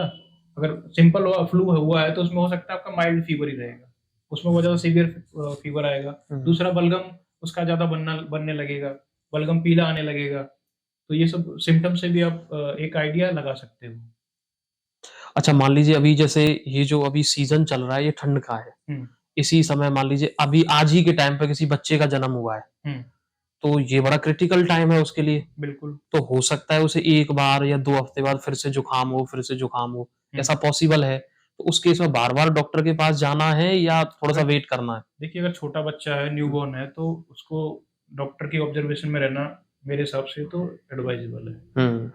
उसमें आप अब जैसा नहीं है कि अपनी मर्ज़ी से उसमें आप कुछ भी करें, अब क्योंकि वेट करें कि जुकाम हाँ, खुद से ठीक हो क्योंकि जाएगा। छोटे बच्चे हैं, 2 साल से कम के बच्चे हैं, तो उनमें ये सब चीज़ों का रिस्क ज़्यादा रहता है, तो डॉक्टर से टाइमली कंसल्ट कर लें, हुँ, क्योंकि वो चीज़ और ज़्यादा बढ़े नहीं, हुँ। सीवियर ना हो जाए। क्योंकि बच्चा बहुत छोटा है वो। हाँ, क्योंकि लंग्स का डेवलपमेंट आपका, मैंने बताया ना कि जैसे बाकी ऑर्गन का डेवलपमेंट होता है, लंग्स का हुँ, डेवलपमेंट आपके जब पेट में होता है उसी से स्टार्ट हो जाता है, हुँ, और वो चलता रहता है आपका 22 साल तक, प्यूबर्टी तक लंग्स का डेवलपमेंट होता है। हुँ, और दूसरी चीज़, जैसे आपने पूछा ना बार-बार निमोनिया क्यों हो जाता है, तो क्या होता है? तो जब ये जो टाइम पीरियड है ना, तो इस टाइम पीरियड में अगर आपके बच्चे को बार-बार इन्फेक्शन हो रहा है, छोटे बच्चों को, 5 साल के बच्चों को, तो रिकरेंट इन्फेक्शन की वजह से लंग्स पे इफ़ेक्ट पड़ता है। कमज़ोर हो जाते हैं एक कमज़ोर तरीके से। होते हैं क्योंकि वो एक डेवलपमेंट फेज़ में चल रहा है। हुँ, ऐसा नहीं है कि आप बच्चा पैदा हो गया, लंग ऑलरेडी डेवलप है। वो हुँ, 22 उसकी फुल कैपेसिटी पहुँचने के लिए उसको 22 से 25 साल की उम्र तक डेवलप हुँ, होगा पूरा वो। हुँ, हुँ, तो इसीलिए जैसे स्मोकिंग कर रही है मदर, हुँ, जो प्रेग्नेंट लेडी है, प्रेगनेंसी के टाइम पे। तो वो भी नुकसान देगा। हुँ, या कोई स्मोकर घर में है, तो भी बच्चे को नुकसान देगा हुँ, डेवलपमेंट के लिए। हुँ, या बार-बार इन्फेक्शन हो रहे हैं, रिकरेंट इन्फेक्शन हो रहा है, तो उसको बचाव कैसे करें? वैक्सीनेशन का ऑप्शन है हमारे पास, हुँ, हुँ। टीकाकरण का ऑप्शन है, तो टीकाकरण बच्चों का टाइमली कराना चाहिए। तो रिकरेंट बार-बार इन्फेक्शन नहीं होंगे, तो आप उस नुकसान को, क्षति को रोक सकते हो। अच्छा, जैसे एलर्जी की अभी बात चल रही थी, जी, तो जैसे मान लीजिए मुझे किसी से एलर्जी डिटेक्ट हुई, मान लीजिए पॉलन से ही डिटेक्ट हुई, हाँ, तो उसकी कोई वैक्सीन है? जी। वो समझाएँ आप ज़रा। देखिए, एलर्जी जैसे हमने टेस्ट किया, एलर्जी के बाद एलर्जी टेस्ट ने हमें बता दिया कि ये सेंसिटाइज़्ड है। हुँ, मतलब ये आदमी उस चीज़ के लिए सेंसिटाइज़्ड है। अब दूसरा बात आती है एलर्जी की। एलर्जी मतलब एक क्लिनिकल एंटिटी है। हो सकता है कि आपको उस चीज के लिए सेंसिटिव हो लेकिन एलर्जिक नहीं हो। सुनने में बड़ा अजीब सा लग रहा होगा हम्म कि कई बार क्या होता है कि एलर्जी टेस्ट 3-4 चीजों के लिए शो कर देता है। हम्म अब मैं आपसे पूछ अब मुझे आपसे उस चीज को क्लियर करना पड़ेगा हम्म कि इस सीजन में इस पॉलन से उस टाइम पे आपको दिक्कत होती है हम्म कि नहीं होती है। तो वो कंफर्म हुआ कि एलर्जी है। उसके बाद हमारे पास जो ऑप्शन है, एलर्जी वैक्सीन के ऑप्शन है। बहुत सी चीजें अवॉइडेबल होती हैं जिसको आप अवॉइड कर सकते हो ना। हाँ आपको मान के चलिए पेट से एलर्जी है, हाँ, वो अवॉइड किया जा कर सकता। दीजिए। अभी मैं कुछ दिन पहले मैंने एक एलर्जी टेस्ट किया था, तो जिसको गांव की एक महिला थी, हम्म तो उसको बफेलो डेंडर से एलर्जी थी। हम्म मतलब अ, भैंस के बाल और उससे खाल हम्म से एलर्जी थी। तो अब वो कैसे अवॉइड करे, वो भी चीज मैंने बताया उसको कि उनका तो रोजी हाँ, वो तो वही कैसे है। अवॉइड ही नहीं कर सकते उसको। हाँ, तो कई कंडीशन होती है कि जहाँ आप अवॉइड कर सकते हो, जहाँ अवॉइड नहीं कर सकते हो। अवॉइड कर लीजिए, वेल एंड गुड। नहीं है तो उसके बाद फिर एलर्जी का वैक्सीन का भी ऑप्शन है। तो जिस एलर्जन के हिसाब से वो बनाया जाता है, जो जिस हम्म चीज से एलर्जी आपकी क्लिनिकली कंफर्म हो रही है। अच्छा, कितने मतलब एक ही बार वो वैक्सीन देना होता है या उसका कोई कोर्स होता है? इसका एक कोर्स होता है। जैसे शुरुआत में जो वैक्सीन है वो आपका हफ्ते में 2 बार चलता है, फिर हफ्ते में एक बार, फिर 15 दिन, आते आते वो 1 महीने में एक बार हो जाता है। हम्म इसका असर देखने में आपको करीबन 6 महीने लग जाएंगे, पता लगने में कि हाँ ये मुझे रेस्पॉन्स दे रहा है। और उस रेस्पॉन्स को मेंटेन रखने के लिए, ताकि ये चीज दोबारा हम्म रिवर्स ना हो, तो आपको 3 इयर्स तक उसको लेना पड़ेगा। अच्छा, इसकी कॉस्ट क्या पड़ेगी कुछ एक एवरेजन? वैक्सीन की कॉस्ट डिपेंड करती है एलर्जन के ऊपर, कितने एलर्जीज मान लीजिए एलर्जी। एक है, हम्म एक एलर्जन से है उसको, तो हम्म। उसकी क्या कॉस्ट हो सकती तो है? सस्ता ही पड़ जाता है वो आपको। 8 महीने का आता है, लगभग 7-8 महीने की वैक्सीन आती है एक बार में। हम्म तो जिसकी कीमत मेरे ख्याल से आप 6,000 के आसपास, 6-7 मतलब 1,000 रुपए महीने का ही खर्चा पड़ेगा मतलब आपको। ज्यादा महंगा भी नहीं है। अगर हम्म। एक है, अगर किसी को 10 से है तो फिर तो दिक्कत हो जाएगी 10 से उसको। नहीं है, होता क्या है कि उसमें भी एक हमारी एक लिमिट है। अच्छा। अगर 5 से कम की एलर्जी है हम्म तो उसका रेस्पॉन्स अच्छा आता है। हम्म ठीक है। उसमें से भी अगर बहुत से एलर्जन ऐसे हैं जिनकी एलर्जी में बहुत अच्छा रेस्पॉन्स है, जैसे डस्ट माइट की एलर्जी, उसमें बहुत अच्छा रेस्पॉन्स है। पॉलेंस की एलर्जी में भी रेस्पॉन्स है। हम्म ठीक है। तो ये दो चीज़ों में बहुत अच्छा रेस्पॉन्स आता है। उसके बाद तीसरे नंबर पे तुम्हारा जो है एनिमल डेंडर वगैरह का है। हम्म ठीक है। तो उस पर भी डिपेंड करता है कि टाइप ऑफ एलर्जन कौन सा है और कितने एलर्जन के लिए जो है आपको ये आ रही है। अच्छा, मिल्क और मिल्क प्रोडक्ट से भी एलर्जी हो सकती है? बच्चों में ज़्यादातर होती है ये, मिल्क एलर्जी जो होती है। शायद लैक्टोज इंटॉलरेंस बोलते हैं। लैक्टोज इंटॉलरेंस अलग है, मिल्क प्रोटीन एलर्जी अलग अच्छा, है। अलग अलग है ये। हम्म। तो बच्चों में बहुत से बच्चे होते हैं जो जैसे दूध पी रहा है हम्म तो उसको सर्दी जुकाम हो जा रहा है, ये दिक्कत हो हम्म जा रही है, सांस की दिक्कत हो जा रही है। उसका दूध बंद कर दिया तो सब सही हो गया। तो मिल्क एलर्जी भी हम्म होती है बच्चों में। उसको फंगस की एलर्जी भी होती है। फंगस का जैसे आपने देखा होगा, सीलन जहाँ पर है, सीलन आपके बाथरूम में है, नल में है, कई बार बड़ा कॉमन सा है, कह रही है तो हाँ होती ही है ज्यादातर। होती है। तो उस उसको तो आप अवॉइड कर सकते हो, बहुत सी कंडीशन में कर हाँ, सकते हो नहीं, रिपेयर करा सकते हैं उसे तो। रिपेयर करा दीजिए जहाँ से लीकेज हो रही है सीलन को।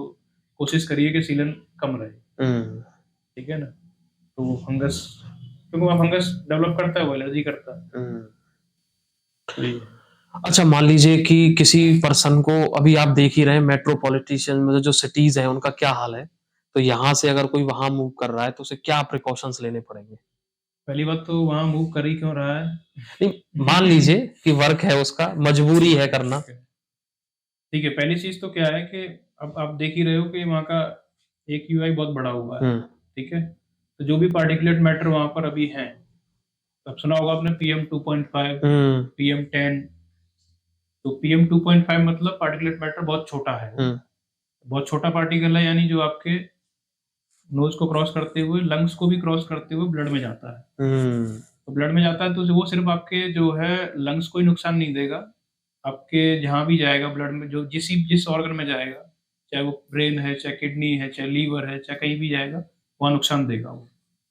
ठीक है, पहली बात तो ये जानने वाली है। तो अब आप कह रहे हो कि कैसे उस चीज को हम बचा बचा सकते हैं। हम्म पहला चीज बचाव के लिए हमारे पास है आउटडोर एक्टिविटी अगर वो जितनी हो सके उतनी लिमिटेड करे, हम्म, मिनिमम करे जितना उसको जरूरत है।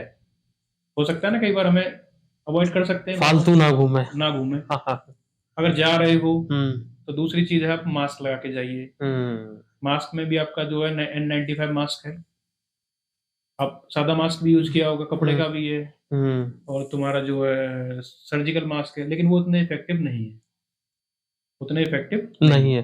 N95 का मतलब ये है कि 95% वो पार्टिकुलेट मैटर को रोक लेता है। 5% फिर भी जाएगा ही जाएगा। हाँ, 5% फिट भी जाएगा वो। हम्म, उसमें भी दूसरा चीज है कि आप मास्क यूज कैसे कर रहे हो। कई बार क्या आपने, बहुत से होते हैं ना, नहीं नीचे लगा रखा है, हम्म, ऊपर नहीं लगा रखा है, तो उससे भी कोई फायदा नहीं होगा।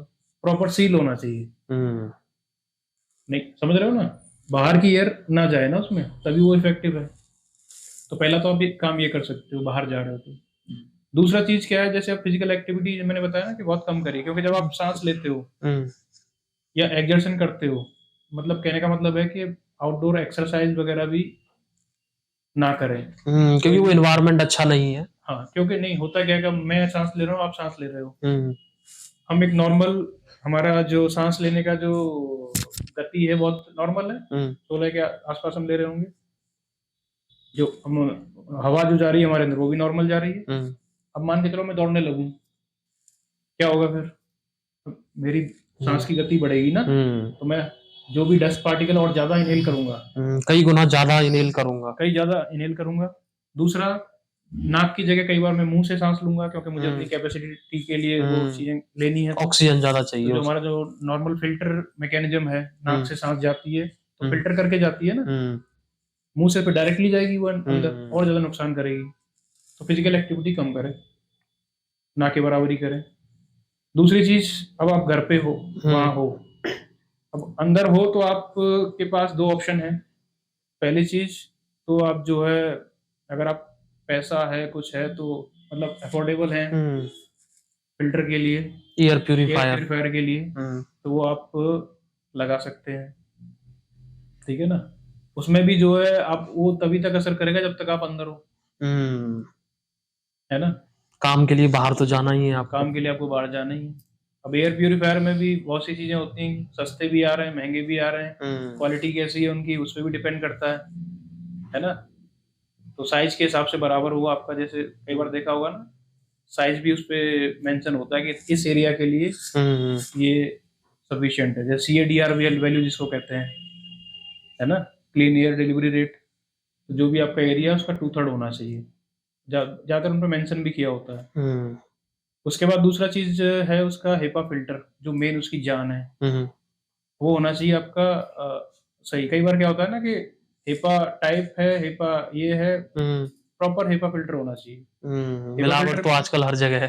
हेपा फिल्टर में भी 13-14 वाले आते हैं, जिसके फिल्टर जो होते हैं 13 वाला जो है आपके घर के लिए सफिशिएंट है। उसके बाद दूसरा उसमें होता है एक्टिवेटेड चारकोल। एक्टिवेटेड चारकोल आपके पार्टिकुलेट मैटर को तो नहीं रोकता है, मेनली जो है वोलाटाइल ऑर्गेनिक कंपाउंड निकलते हैं ना, जो आपके कुकिंग के बाद जो आपकी जो स्मोक है उससे निकलते हैं, पेंट से निकलते हैं, जो दीवारों पे या जहाँ भी है सोफे पे जो पेंट हो रखा होता है, तो उसके लिए वो होता है। तो ये चीज आप कर सकते हो। दूसरा, खिड़की दरवाजे आप जो है बंद रखें, सील रखें, ताकि जो बाहर के पार्टिकल अंदर कमी आए। अगर आप खोल रहे हो तो उस टाइम खोलिए जिस टाइम पे एयर क्वालिटी थोड़ी सी बेटर हो, उस टाइम पे आप खिड़की दरवाजे खोलिए। तो दूसरा चीज आप कर सकते हो कि जो, क्योंकि पार्टिकुलेट मैटर आपने देखा होगा ना हवा में तैरते हैं, है ना, तो जब आप सफाई कर रहे हो तो उसके लिए भी जो है पोछा लगा के ही साफ करें उसको, ताकि वो ऊपर ना आए वो। ऊपर ना आए, उड़े नहीं तो उड़ेगा तो ये स्टडी कहती है ना कि आपने उड़ने के बाद तो उसका और अमाउंट बढ़ जाता है। आपने झाड़ू लगाई तो एक साथ सारे हवा जो में नीचे शांत थे वो ऊपर आ जाते हैं वो सब, और आ गए तो फिर सीधा आपके वो तो जाने ही जाने, इनहेल तो करना ही है। इनहेल करोगी आप उसको। अच्छा, मैं आपके बारे में सोच रहा था कि आपके पास तो सारे के सारे ये रेस्पिरेटरी प्रॉब्लम वाले ही पेशेंट आते हैं। जी जी, आपने कैसे बचाया हुआ है अपने आप को?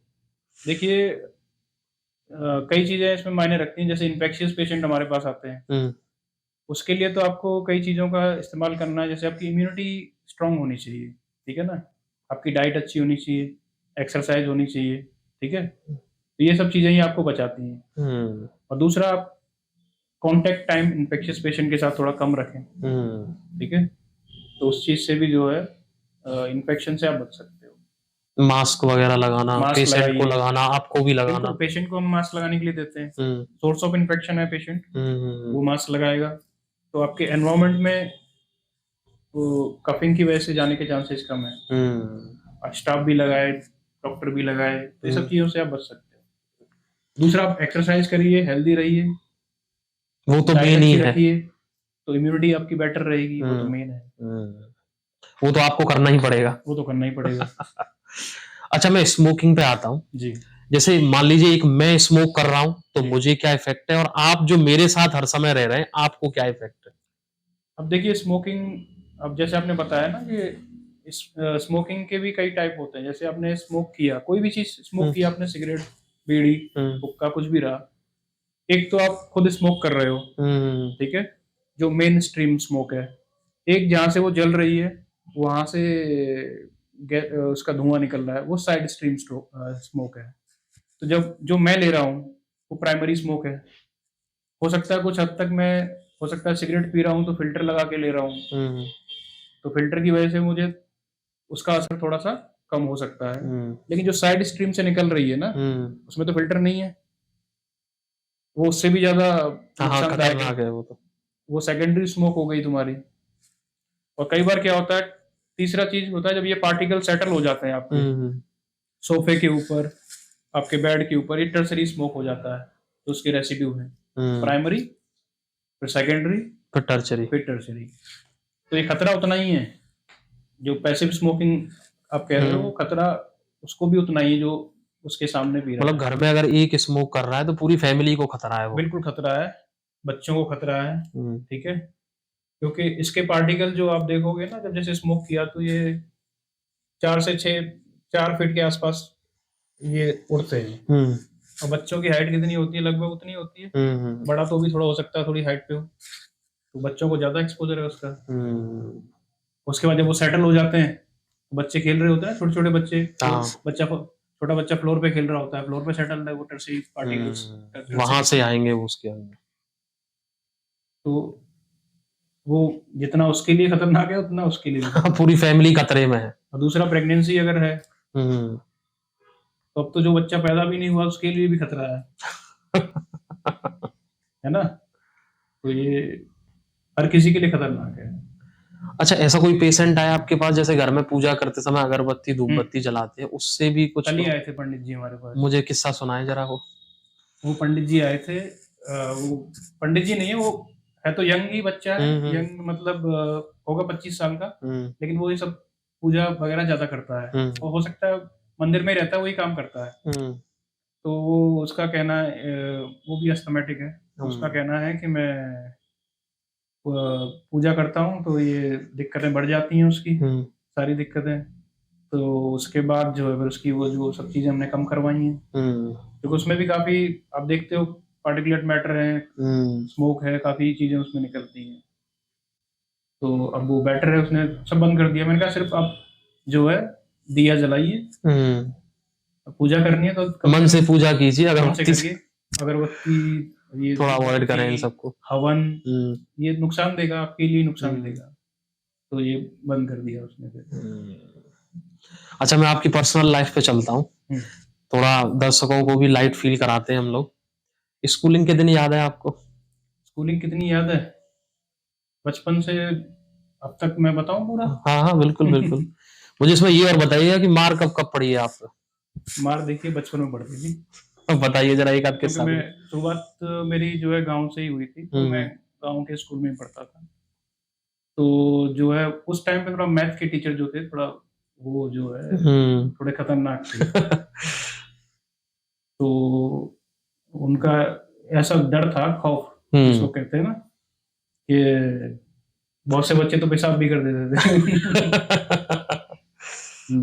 तो ये था। उसके बाद जब हम तो थोड़ा बाहर पढ़ने गए तो फिर हुँ, हमें पता लगा कि ये तो कुछ होता ही नहीं है, मारपीट क्या होती है? टीचर किसी से, ये तो गांव में ही चलता है, सिटी में जाने के बाद तो टीचर आपको कुछ नहीं कहेगा, वो कहेगा आपने दिक्कत हो रही है कुछ भी तो पेरेंट्स को बुला लीजिए, हाँ यही होता है। या तो कंप्लेंट लिख के दे देगा, फिजिकली आपको कोई वो नहीं करेगा उसके बाद। अच्छा 10th के बाद, क्योंकि आप डॉक्टर हैं तो आपने बायो ली होगी, जी तो वो मर्जी से ली थी या घर वालों ने दिलवाई थी, नहीं, या सोचा हुआ कि मुझे तो डॉक्टर ही बनना है? मेरा तो आपको बताऊं, मैं जब बचपन से ही डॉक्टर बनने के लिए मेरा सपना था, मतलब सोच के ही रखा हुआ था? सोच के रखा हुआ था। जी जी। जब मैं छोटा सा ही था ना, जब जैसे मैं बताया ना गाँव में जब मैं था शुरुआती दौर मेरा, तो तब से ही मुझे कोई पूछा था तुम्हें क्या बनना है, तो मुझे डॉक्टर बनना है, तो बचपन का सपना था ये, तो मैंने अपनी मर्जी से ही लिया है। अच्छा, फैमिली बैकग्राउंड आपका डॉक्टर वाला है, मेडिकल है, या तो आप ही हैं? देखिए डॉक्टर तो मैं ही हूँ फैमिली में, जैसे बाकी, लेकिन गांव में जो है अंकल जी फार्मासिस्ट थे, तो उनको देखा है मैंने, तो उस तरह से फिर लगता है ना बच्चों को थोड़ा कि हमें भी इस फील्ड में वहीं से इंस्पिरेशन मिली आपको? जाना चाहिए। अच्छा, एमबीबीएस में जब एडमिशन लिया होगा, जी क्योंकि मैं खुद वेटनरी से पढ़ा हुआ हूँ, अच्छा तो बड़ी रैगिंग होती है वहाँ। हाँ हाँ हाँ तो मैं अपने किस्से तो नहीं सुनाऊंगा, पर आपके इस किस्से जरूर सुनना चाहूंगा कि आपके साथ कोई इंसिडेंट हुआ था, हाँ, कई कई हुए थे फर्स्ट ईयर में, तो ये कोई एक आध?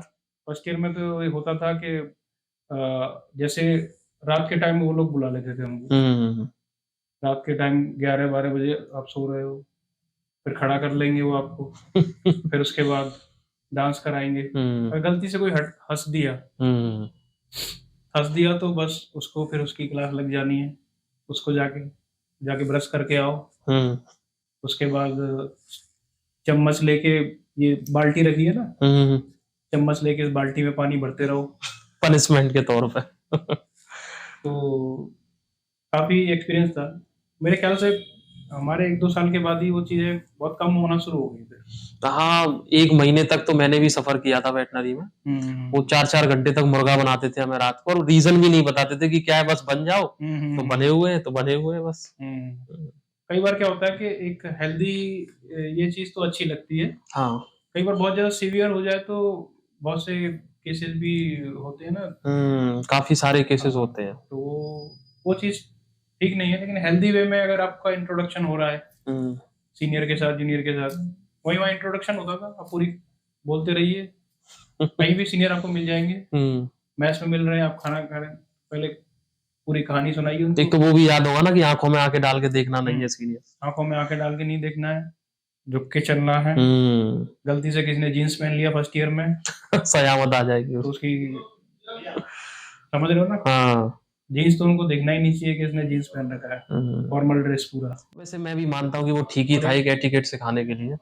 फर्स्ट ईयर के बाद भी गया, सेकंड थर्ड ईयर में हमारी क्लिनिकल पोस्टिंग होती है, हर डिपार्टमेंट में जो है ओपीडी में जाते हैं, तो जैसे होता है ना कि शुरुआत में 9 से 12 के बीच में जो होता है क्लिनिकल पोस्टिंग, जहाँ पे ओपीडी होती है वहाँ हमें जाना होता है, जो भी ऑब्जर्वेशन करनी होती है, तो उस टाइम पे भी अगर कोई टी शर्ट, बहुत से लड़के थे जो टी शर्ट पहन के चले आते थे, मतलब जाओ पहले टी शर्ट चेंज करके आओ, प्रोफेसर ही भगा देते थे उनको। तो वही है कि एक होना चाहिए मेरे हिसाब से, एक डॉक्टर हो तो आप एक डॉक्टर की तरह एटिकेट होने चाहिए, होना भी चाहिए।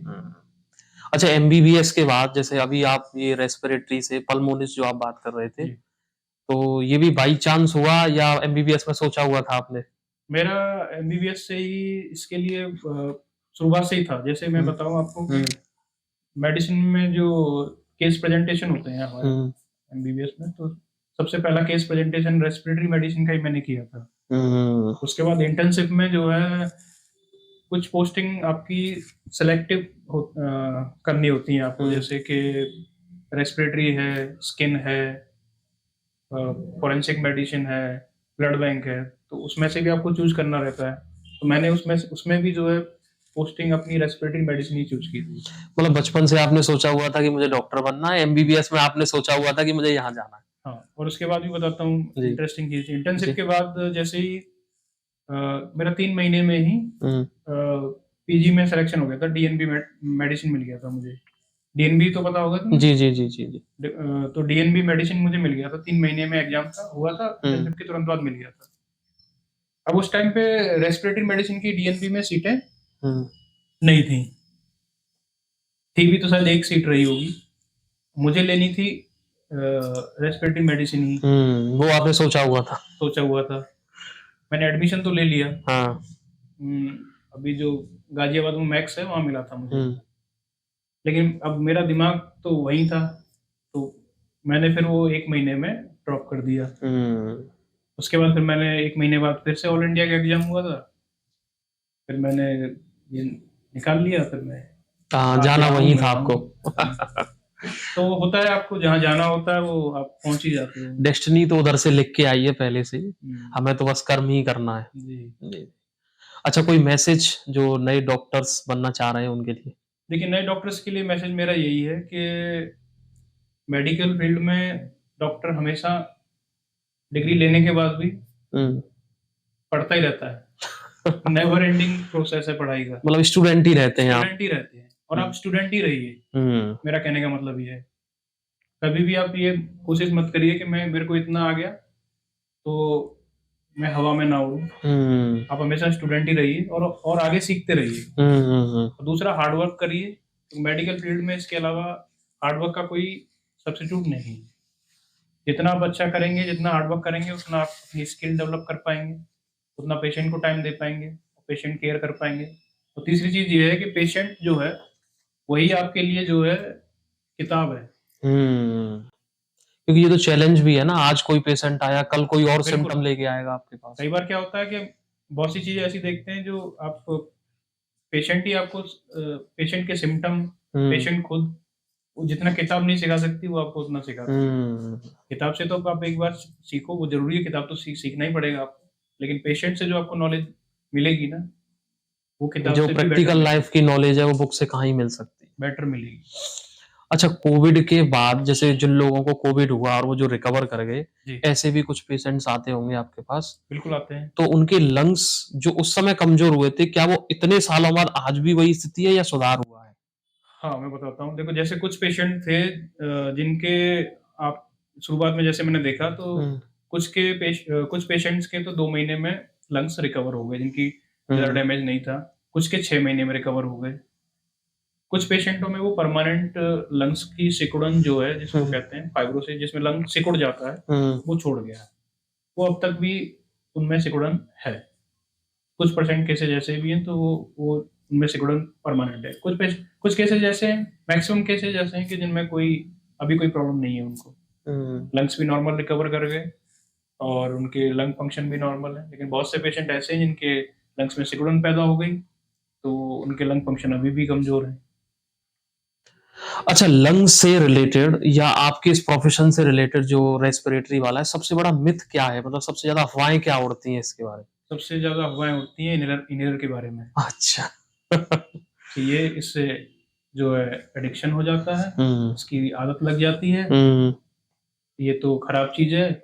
बहुत से लोग बोलते हैं कि इसे तो जब लास्ट स्टेज होती है तब लेते हैं, ऐसे भी बोलते हैं बहुत से। हम्म तो मैं ये कहना चाहता हूँ कि ये ना तो लास्ट है, ये आपका फर्स्ट है।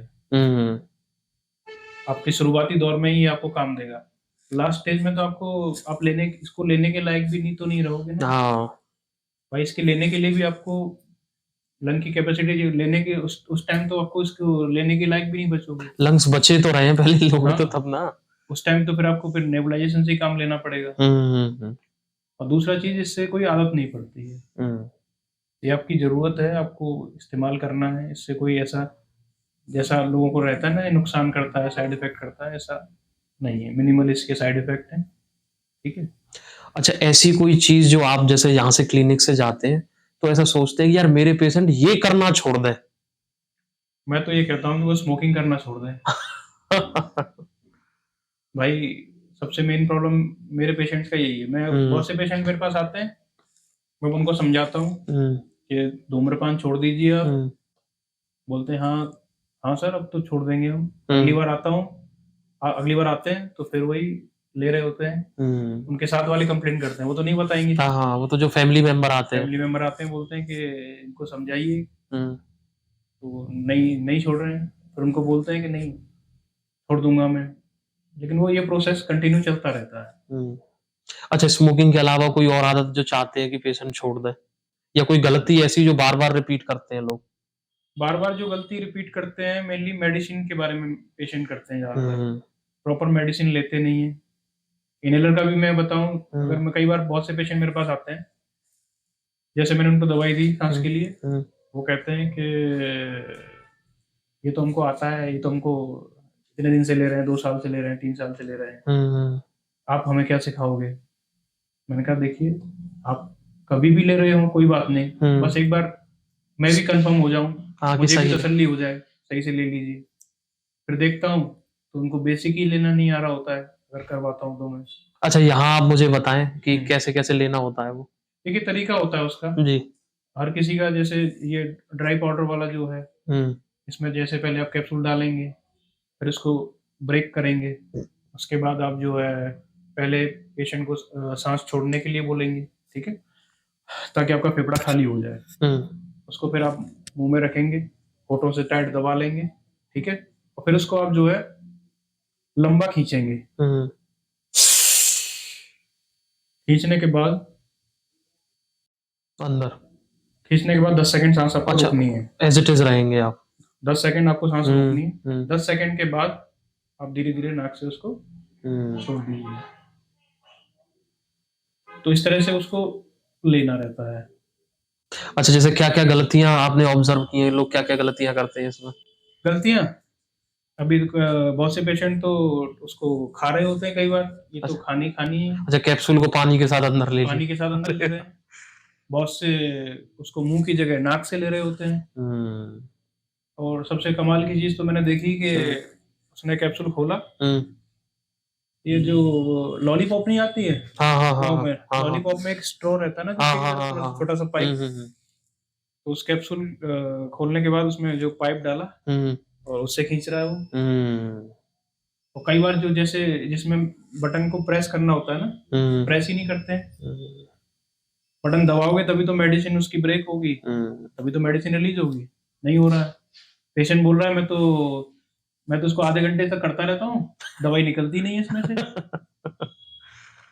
तो उसमें कोई भी अगर स्टेप आप प्रॉपर फॉलो नहीं करोगे तो मेडिसिन, ये तो मेन स्टेप है ना, मेडिसिन जब तक वो प्रेस नहीं करोगे तो उसको ब्रेक नहीं होगा, वो ब्रेक नहीं होगी तो मेडिसिन रिलीज नहीं होगी। जो भी आप कह रहे थे कि सारी चीजें बुक्स ही नहीं सिखाती, ये तो पेशेंट ही सिखा के जाते हैं। बहुत सी चीजें तो मैंने ये चीजें तो पेशेंट ऐसे ऐसे अपने अपने दिमाग लगाते हैं ना, एक्सपेरिमेंट करते हैं उसके साथ। ये तो मैं बहुत सी चीजें तो नहीं यहाँ पे कई ये बार तो बुक्स में है ही नहीं, राइटर ने कभी सोची नहीं होगी, किसी प्रोफेसर ने सोचा नहीं होगा। अच्छा, मैंने एक रैपिड फायर राउंड पे चलता हूँ। अच्छा, स्मोकिंग ज्यादा इफेक्ट मतलब दिक्कत करती है या पॉल्यूशन जो इस समय हो रहा है? देखिए स्मोकिंग ज्यादा दिक्कत करती है, लेकिन पॉल्यूशन भी इस टाइम पे बढ़ रहा है, क्योंकि अगर आप पॉल्यूशन का देखोगे तो अब जहाँ पे पार्टिकुलेट मैटर 22 माइक्रोग्राम पर मिलीमीटर क्यूब के हिसाब से है, तो इसका मतलब एक सिगरेट तो पी रहे हो आप। ना पी के भी पी रहे हैं। हाँ, अगर जहाँ पे पार्टिकुलेट मैटर आपके मान के चलो 200-250 के आसपास है, कितना सिगरेट हो गया आपका? ये तो बहुत 22 ज्यादा, के हिसाब से हिसाब लगा लो आप, तो बहुत ज्यादा हो 10 गया। सिगरेट पी रहे हो आप पॉल्यूशन में भी। 10 सिगरेट डेली का, डेली का पी रहे हो, बिना बिना पिए पी रहे हो। ये अच्छा, नेक्स्ट था मेरा कि अस्थमा जो है वो क्योरेबल है या उसे मैनेज किया जा सकता है? देखिए मैनेजेबल है ये, पर जैसे कई केसेज, कुछ केसेज में जहाँ पे एलर्जिक अस्थमा है, तो वहाँ पे आप जो है एलर्जन इम्यूनोथेरेपी का भी रोल है। कुछ हद तक आप इसको रिवर्स कर सकते हो, है ना। और कुछ मतलब मैं कहूँगा कि इसका 70% रिस्पॉन्स रहता है। किसी किसी पेशेंट में तो ऐसा है कि कोई प्रॉब्लम ही उसके बाद ही कंप्लीट इसका रिस्पॉन्स आ जाता है। किसी किसी पेशेंट में सिम्टम्स बहुत कम हो जाते हैं, कभी कभार दिक्कत हो रही है। किसी किसी पेशेंट की जो है मेडिसिन ही बहुत ज्यादा ले रहा था, बहुत कम ही ले रहा है। तो इस तरह से रिस्पॉन्स आ जाता है एलर्जन, जो मैंने बताया ना एलर्जी वैक्सीन का। ओवरऑल कहोगे तो मैनेजेबल कह सकते हो आप इसको, ठीक है। मतलब क्योरेबल नहीं है, मतलब पूरे तरीके से ठीक नहीं किया जा सकता है इसको। हाँ, लेकिन वो एलर्जन इम्यूनोथेरेपी से कुछ हद तक आप उसको वो कर सकते हो सकता है कुछ % केसेज आपके कोई दिक्कत ना हो, बिल्कुल भी सही हो जाए। हाँ, ठीक भी हो सकते हैं। हाँ। अच्छा, जैसे ये मास्क जो है वो डेली पहनते हैं, तो उससे फ़ायदा है या नुकसान है? डेली पहनने से? डेली पहनने से देखिए, डेली अब डिपेंड करता है, अगर आप पॉल्यूटेड एरिया में जा रहे हो हुँ, उस टाइम पे तो आपको पहन सकते हो, पहनना चाहिए, कोई दिक्कत नहीं है हुँ, उससे। लेकिन अगर आप सोच रहे हो कि मैं एक्सरसाइज करने जा रहा हूँ हुँ, हुँ, हुँ, तब भी पहन के जाऊं, तो मेरी तरफ से तो ना है। ऐसी कोई चीज जहाँ सांस फूलती है आपकी, हुँ, लंग्स को मेहनत करनी पड़ रही है, लंग्स की कैपेसिटी की जरूरत पड़ रही है, मास्क लगा के आपकी एफिशिएंसी कम हो रही है। कम हो जाएगी, तो वहां पे आप बिल्कुल ना यूज करिए इसको। हुँ, लेकिन आप पॉल्यूटेड जगह में जा रहे हो तो आप बिल्कुल यूज करिए उसको। इन्फेक्टेड जगह में जा रहे हो, बिल्कुल यूज करना चाहिए। अच्छा, वॉक करने का सही टाइम क्या है? वॉक करने का सही टाइम डिपेंड करता है कि अगर पॉल्यूटेड एरिया है हुँ, तो आप अर्ली मॉर्निंग, या जिस टाइम पॉल्यूशन कम होता है उस टाइम आप जा सकते हो। हुँ, लेकिन इस टाइम विंटर्स की बात करूं हुँ, तो स्मॉग होता है, हुँ, फॉग प्लस स्मोक, हुँ, हुँ, तो मॉर्निंग में नुकसानदायक है। तो उस टाइम पे आप तभी जाएं जब थोड़ा सा धूप निकले और ये स्मॉग स्मोक कम हो। कम हो जाए। हुँ। अच्छा, जैसे हम आप यहाँ इस एरिया में रहते हैं, यहाँ पॉल्यूशन तो बहुत कम है, यहाँ तो कम है, यहाँ भी स्मोक सुबह के लिए दिक्कत है? थोड़ी बहुत दिक्कत तो है। थोड़ा उसमें भी अवॉइड करें, थोड़ा-सा लेट हाँ, जाएँ। लेट जाएं। हुँ, बाकी अगर बाकी सीजन में आप जा रहे हो, समर्स में जा रहे हो, तो मॉर्निंग तो बेटर है, हाँ। पॉल्यूशन कम है। पॉल्यूशन तो उसके बाद ही बढ़ेगा ना हुँ, आपका। हुँ, हुँ। अच्छा, 3 हफ्ते से अगर कफ आ रहा है किसी को, हम्म, तो वो नॉर्मल है या बहुत बड़ा प्रॉब्लम होने वाली है? नहीं नॉर्मल नहीं है वो। हुँ, कफ आप देखो तो सिम्टम है, हुँ, बीमारी का आपका सिग्नल देता है, हुँ, तो ये नॉर्मल तो नहीं है। हुँ, और 3 हफ्ते से ज्यादा है तो जरूरी नहीं है कि बहुत ज्यादा डेंजर वाली बात ही होगी। हुँ, वाइड रेंज जो बीमारियां हैं, जैसे मैंने बताया, उसमें से हुँ। कुछ भी हो सकती है। तो 3 हफ्ते से ज्यादा खांसी अगर हो रही है तो आप डॉक्टर से कंसल्ट तुरंत करें। डॉक्टर के पास जाएँ। अच्छा, एसी के फ़ायदे हैं या नुकसान हैं? एसी के फायदे या नुकसान, एसी के नुकसान डिपेंड करते हैं कि अगर आपने एसी टाइमली क्लीन नहीं किया है, हुँ, सर्विस नहीं की है, क्योंकि हुँ, होता क्या है कि इसमें डस्ट पार्टिकल है, फंगस है, बैक्टीरिया है, ये सब जमा हो जाता है। हुँ, तो कई बार तो बहुत से केसेज होते हैं ना जहाँ पे पूरा एयर कंडीशनिंग सिस्टम होता है, तो हुँ, निमोनिया सेंट्रलाइज़ एसी। निमोनिया के इन्फेक्शन के भी चांसेस बढ़ जाते हैं बहुत से लोगों हुँ, को। तो उस पर डिपेंड करता है कि आपने मेंटेनेंस कैसा रखा हुआ है। दूसरा क्या है कि अगर जो सांस के मरीज हैं तो डायरेक्ट कोल्ड एयर, ठंडी हवा उनके फेफड़ों के लिए नुकसानदायक है, क्योंकि सांस की नली में सिकुड़न पैदा करेगा वो, है ना। हुँ, तीसरी चीज क्या है कि थोड़ा ह्यूमिडिटी भी कम कर देता है, देखा हुँ। होगा ना, ड्राइनेस हो जाती है हाँ, एसी वो तो चला के, होगी। देखा होगा तुमने, हुँ, है ना। तो ड्राइनेस की वजह से भी जो है थ्रोट पे इरिटेशन वगैरह वो सब हुँ, हो सकती है। और उसका एक सोल्यूशन है कि या तो ह्यूमिडिफायर वगैरह हुँ, साथ में हुँ। होना चाहिए अगर ऐसा है। और नेक्स्ट चीज जो है कि बहुत से लोग हैं ना कि बिल्कुल 16 डिग्री पे चला रहे हैं। हाँ, उन्हें शिमला चाहिए पूरा। हाँ, तो वो भी नुकसान, एक ऑप्टिमल टेम्परेचर पे चलाइए जिसपे हुँ, आपको ना डिस्कम्फर्ट हो, और उसमें भी उतना ही चलाइए जितना ज़रूरत हो जितना आपको। जरूरी उतना चलाइए। हुँ। अच्छा, जैसे डीप ब्रीथिंग जो करते हैं, लंबी-लंबी जो साँसें जी, लेते हैं, उससे फ़ायदा होता है? बिल्कुल फायदा होता है, आपकी लंग की कैपेसिटी बढ़ती है, हुँ, क्षमता बढ़ती है, मांसपेशियों की, लंग्स की जो इलास्टिसिटी है, कॉम्प्लायंस है, वो बढ़ता है। हुँ। अच्छा, विंटर्स में जैसे कुछ लोगों को प्रॉब्लम्स होती है, हम्म, खाँसी होना, गले में कुछ दिक्कत होना, तो 1-2 दिन, 2-3 3 दिन हो रही है तो कोई प्रॉब्लम वाली बात है, खुद से ठीक हो जाएगी या आपके पास अगर आना पड़ेगा?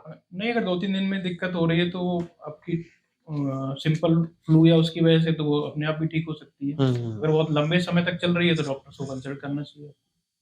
अच्छा, मेरा आखिरी सवाल था आज के लिए जी, कि कुछ ओवरऑल आप ऐसा समझाएँ हमारे व्यूअर्स को कि आपके पास कम आना पड़े?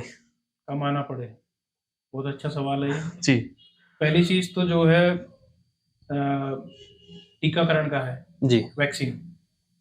बच्चों में वैक्सीन आप रेगुलर लगवा लगवा लेते हैं, लेकिन हुँ, बड़ों में नहीं लगवाते हो आप। हुँ, तो जिसमें फ्लू का वैक्सीन है, इन्फ्लुएंजा वैक्सीन है, निमोकोकल निमोनिया का वैक्सीन है।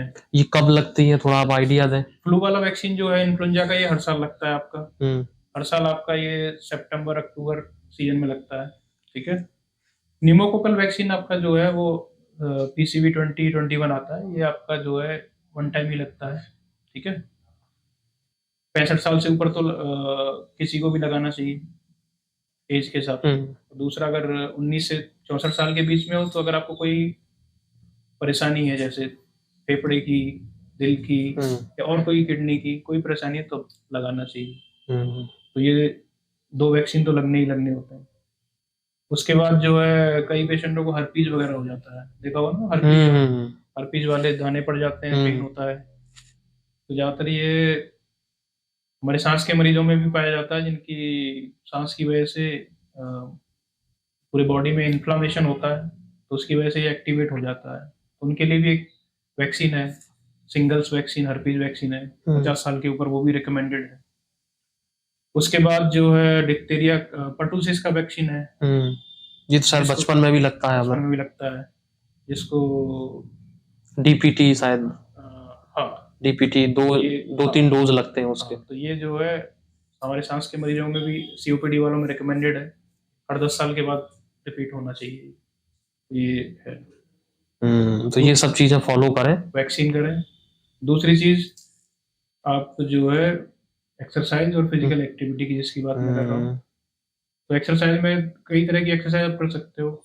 एरोबिक एक्सरसाइज होती है जहाँ पे आपकी सांस फूलती है, जैसे कि रनिंग है, वॉकिंग है, साइकिलिंग है, स्विमिंग है, जो भी आपको पसंद हो वो एक्सरसाइज करिए, जिससे आपकी जो मांसपेशियां हैं उनकी स्ट्रेंथ बढ़ेगी, फेफड़े की स्ट्रेंथ बढ़ेगी, आपके दिल की स्ट्रेंथ बढ़ेगी, ठीक है ना।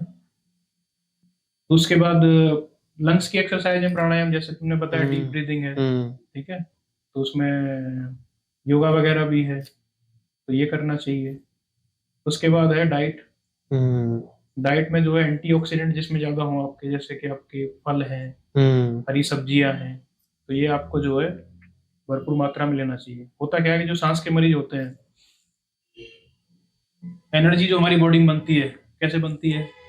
खाना खाएंगे, हवा और खाना, 2 चीजें चाहिए।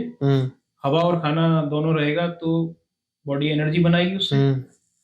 अब सांस के मरीजों में ऑक्सीजन की लेवल बहुत से में डाउन भी रहती है, खाना तो खा रहे हैं लेकिन प्रॉपर ऑक्सीजन नहीं है, तो उनमें थकान वगैरह रहती है। दोनों चीजों का बैलेंस जरूरी है, हवा का भी और खाने का भी, तो डाइट बहुत जरूरी है। तो ये जो ही एंटीऑक्सीडेंट वाली डाइट है सारी, और तो ये लेना चाहिए। स्मोकिंग सबसे जरूरी चीज, धूम्रपान को उसको अवॉइड करना चाहिए, ठीक है। और पॉल्यूटेड एरियाज में जितना हो कम एक्सपोजर लें, और जब भी लें तो प्रोटेक्शन वगैरह, N95 मास्क वगैरह ये सब यूज करें। और जो भी आपकी सांस की दवाइयाँ चल रही हैं, सांस की दवाइयाँ में जैसे भी आपका जो भी डॉक्टर ने एडवाइस किया है, इनहेलर जो भी दिया है, तो डॉक्टर की परामर्श के हिसाब से ही उसको लें, अपने हिसाब से उसको बंद ना करें। चाहे किसी भी चीज़ की चल रही हो, कोई इन्फेक्शन की चल रही हो, कुछ भी चल रही हो, तो उसकी सलाह से ही बंद करें और डॉक्टर से परामर्श लेते रहें। और लास्ट चीज में एक चीज और बताना चाहूंगा, जो इन्फेक्टेड पेशेंट होते हैं, जी, टीबी के पेशेंट हैं, तो वो क्या करते हैं कि मास्क यूज नहीं करते, 1 से 2 पेशेंट पैदा कर देते हैं। कम से कम आप अपनी फैमिली के लिए, समाज के लिए थोड़ी जिम्मेदारी रखिए। अब एक तो क्या है कि बाहर एक्टिविटी थोड़ा कम करिए, जरूरत है तो जाइए, लेकिन उस टाइम पे आप प्रॉपर मास्क वगैरह यूज करिए। अगर आप खांस रहे हो, छींक रहे हो, तो उस टाइम पे जो है प्रॉपर प्रोटेक्शन, या तो रुमाल रख लीजिए, ठीक है, कुछ नहीं है तो थोड़ा अपनी एल्बो से ही उसको, ताकि दूसरों को उस चीज का एक्सपोजर कम से कम। Thank you so much sir, बड़ा अच्छा लगा आपसे बात करके, धन्यवाद। और हमारे व्यूअर्स को भी बड़ा अच्छा लगा होगा, क्योंकि पॉल्यूशन इस समय एक बड़ी समस्या है और अपने आप को सेफ रखना वो बड़ा जरूरी है। ठीक है, थैंक यू सर। मैं चाहूंगा कि आगे भी मुझे अगर बात करनी हो तो आप इतना इजीली मेरे लिए अवेलेबल हो। जी बिल्कुल, मैं जरूर रहूंगा आपके लिए भी और बाकी लोगों के जी लिए। जी जी जी जी जी मेरी तरफ से कुछ उनको सुविधा मिल पाए तो मैं जरूर। जी जी जी बिल्कुल। आप लोग देखते रहिए समाचार 24। मैं फिर मिलूंगा एक और स्पेशल शो में, एक और स्पेशल गेस्ट के साथ। तब तक के लिए नमस्कार।